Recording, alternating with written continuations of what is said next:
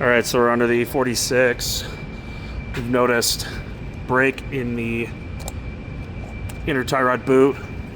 Tie rods are also very easily movable. They should be a lot more stiff than that. So new inner and outer tie rods should be in order. This one is not broken, and it's a lot stiffer. You can still move it, but way stiffer than the other one.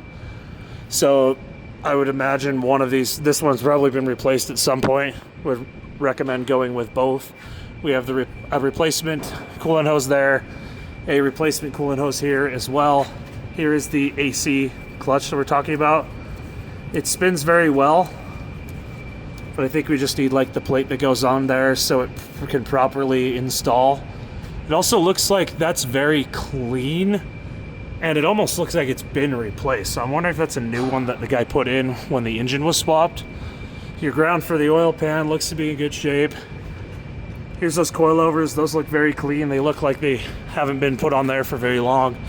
We do have an oil leak here. A lot of it is kind of towards the bottom.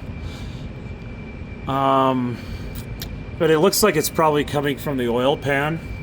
And it's just slowly seeping out over time because there's not enough on here to be a major concern.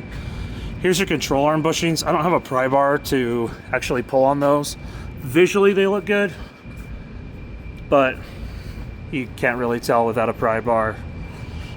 Brakes as well look to be decent. There's a slight lip on the edges of the rotors. That's not a big deal. Here's the interesting thing. They said that they put in a full custom exhaust. Turns out it was just headers, and the rest is the factory exhaust. Factory catalytic converter. The number on it, I don't know what that says, but maybe we can decipher that. All the way back here, resonator, OEM BMW resonator, and then your muffler, which is also OEM. Overall, no rust under the car. Looks good.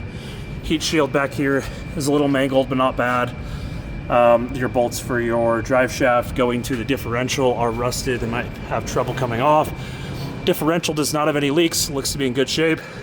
Your rear axles look to be in good shape. They've probably been replaced. I don't see any breakage on those, on the boots. Those look solid. Same deal with the rear control arms. Those look to be solid. Overall, it looks pretty great under here. Possibly a new fuel filter that looks very clean. Yeah, that's kind of what we're looking at. And then as far as the exhaust goes, on the headers, we do actually have two O2 sensors that are connected in here. One right there and one right there. I don't know if they're connected at the top, but there are two. And then I guess there's two spots where I would assume other O2 sensors will go, and maybe that's what the codes are coming from. So we need to find out. These are lower down, so those might be the bank one ones, but I think that might be a problem. You can see he also mangled up the heat shield down here too, but man, those headers look phenomenal. Very pretty. Yeah, so that's what we're looking at. Pretty neato.